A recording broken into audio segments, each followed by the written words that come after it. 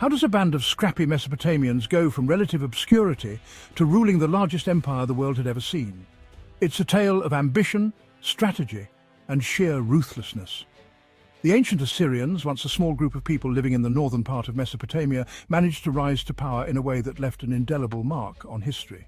The ancient Assyrians pulled it off, and frankly, it's a bit awkward for everyone else. Their military prowess was unmatched, and their ability to adapt and innovate in warfare set them apart from their contemporaries. They were not just warriors, they were strategists, engineers, and masters of psychological warfare. For a few centuries, these guys were the undisputed heavyweight champions of the ancient world. Their empire stretched from the Persian Gulf to the Mediterranean Sea, encompassing diverse cultures and peoples. The Assyrians were known for their brutal efficiency in battle, but also for their administrative skills, which helped them maintain control over such a vast territory. Imagine a map of the Middle East. Got it? Good. Now picture it dominated by the Assyrian Empire, a vast expanse of land under their iron grip. Their capital cities, such as Nineveh and Assur, were centers of power and culture, showcasing the might and sophistication of the Assyrian civilization. Now color it mostly red for Assyrian territory. Do not enter, seriously, we will wreck you. The Assyrians were not just conquerors, they were also skilled at maintaining their empire through a combination of fear and respect. They built impressive fortifications, roads, and infrastructure that facilitated their control and communication across the empire. That's pretty much how it was from roughly 900 to 600 BC. During this period, the Assyrians reached the zenith of their power, with kings like Ashurbanipal II, Tiglath-Pileser III, and Sennacherib leading their armies to numerous victories. Their military campaigns were meticulously planned and executed, often involving the use of advanced siege techniques and psychological tactics to break the will of their enemies. They were the folks your parents warned you about, except instead of stealing your lunch money, they conquered your cities, enslaved your people, and imposed their rule with an iron fist. The Assyrians were known for their harsh treatment of conquered peoples, often deporting entire populations to prevent rebellion and to integrate them into the Assyrian economy, and maybe skinned your king alive. Their reputation for cruelty was not just a myth, it was a deliberate strategy to instill fear and ensure compliance. The Assyrians used terror as a tool of statecraft, making examples of those who dared to resist their rule. Okay, maybe that last part was just for special occasions. But the point remains. The Assyrians were masters of psychological warfare, using fear to maintain their dominance. Their celebrations after victories were grand, often involving elaborate rituals and displays of power to reinforce their supremacy. The point is, the Assyrians were terrifyingly good at war. Their military machine was a well-oiled juggernaut, capable of crushing any opposition. They trained their soldiers rigorously, employed advanced weaponry, and developed innovative tactics that kept them ahead of their enemies. But even the scariest empires don't last forever. Let's find out why. Despite their formidable power, the Assyrian Empire eventually fell, succumbing to internal strife, overextension, and the rise of new powers. The story of their decline is as fascinating as their rise, offering lessons on the impermanence of even the mightiest empires. The Assyrians started small. We're talking a city-state called Ashur, nestled in modern-day Iraq around the 19th century BC. It wasn't exactly a five-star resort destination. Imagine a dusty, sun-baked land where the two main rivers, the Tigris and Euphrates, flooded unpredictably, and everyone was constantly trying to conquer everyone else. Yep, Mesopotamia, the cradle of civilization, was also the mosh pit of empires. The Assyrians, however, used this environment to their advantage.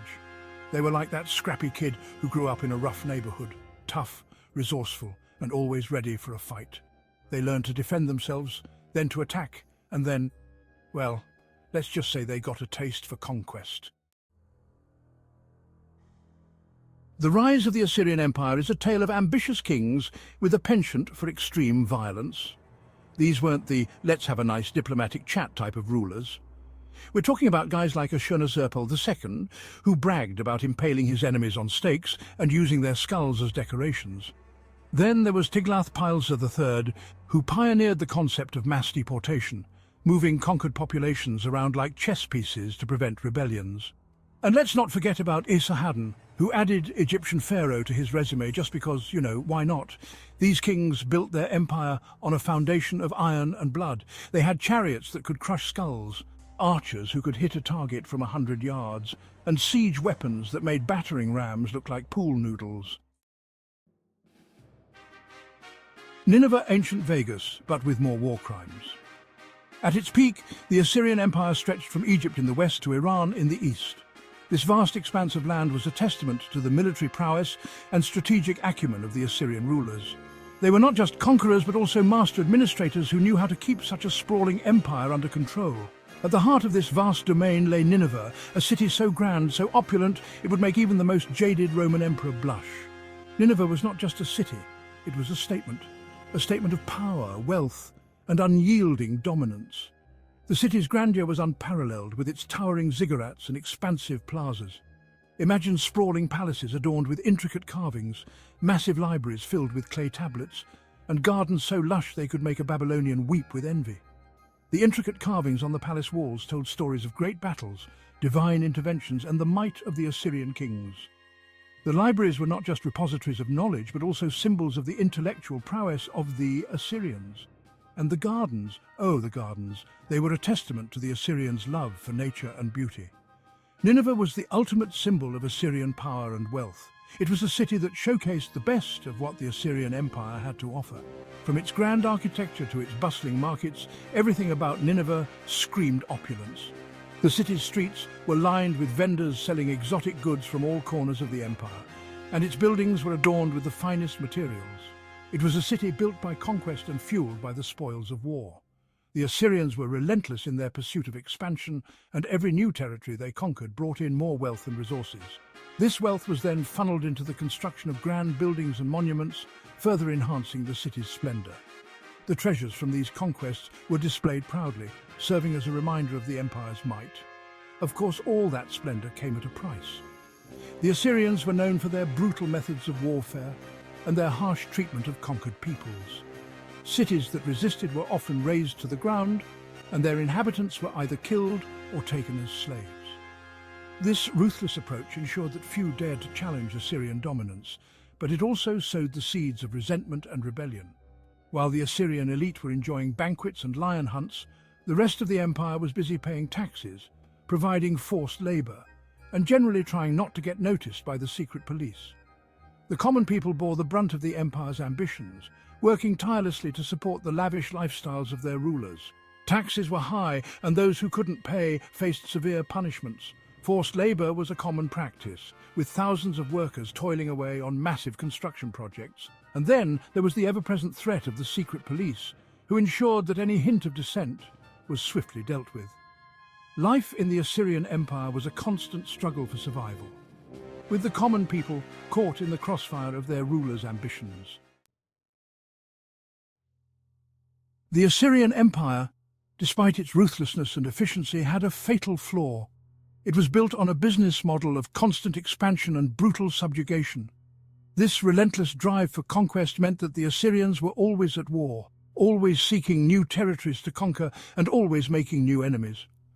Their empire stretched across vast regions, from the Persian Gulf to the Mediterranean Sea, and included many different peoples and cultures, all of whom were subjected to Assyrian rule. Imagine being the neighbor of these guys. You'd probably be a little on edge, right? The Assyrians were known for their brutal tactics, including mass deportations, executions, and the destruction of entire cities.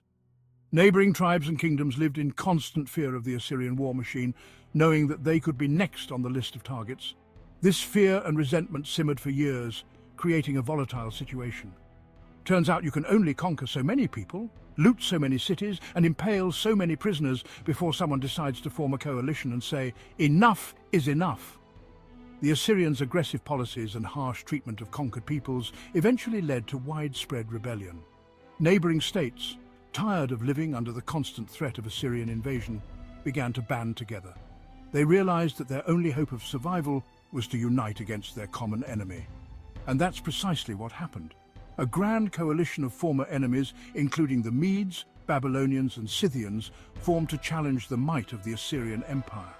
These groups, who had once been rivals, put aside their differences to face a greater threat. They gathered their forces, trained their soldiers, and prepared for a series of decisive battles that would determine the fate of the region. In the 7th century BC, a series of rebellions coupled with invasions from the Medes and Babylonians brought the Assyrian Empire crashing down. The coalition forces launched coordinated attacks on key Assyrian cities, disrupting their supply lines and weakening their defences. The Assyrians, stretched thin by their vast empire and constant warfare, struggled to mount an effective defence against the combined might of their enemies. Nineveh, once the jewel of the empire, was sacked and burned, its ruins left as a testament to the fleeting nature of power. The fall of Nineveh marked the end of the Assyrian Empire, a once mighty force that had dominated the ancient Near East for centuries. The coalition forces dismantled the Assyrian state, dividing its territories among themselves and ensuring that the Assyrians would never rise again. The ruins of Nineveh stand as a stark reminder of the dangers of overreach and the inevitable downfall that comes with making too many enemies. The Assyrians left behind a complicated legacy. On the one hand, they were innovative administrators, skilled engineers, and ruthless conquerors who left an undeniable mark on the ancient world. On the other hand, they were also known for their brutality, their penchant for mass deportations, and their general disregard for the well-being of anyone who wasn't Assyrian. Their story is a cautionary tale about the dangers of unchecked ambition and the unsustainable nature of empires built on fear and violence. So, the next time you're feeling like a big shot, remember the Assyrians. They were once the most powerful empire on earth, and look what happened to them. Maybe try being nice to your neighbours instead. If you enjoyed diving into the fascinating rise and fall of the Assyrians, hit that like button, subscribe, and let us know in the comments which ancient empire you'd like to unravel next.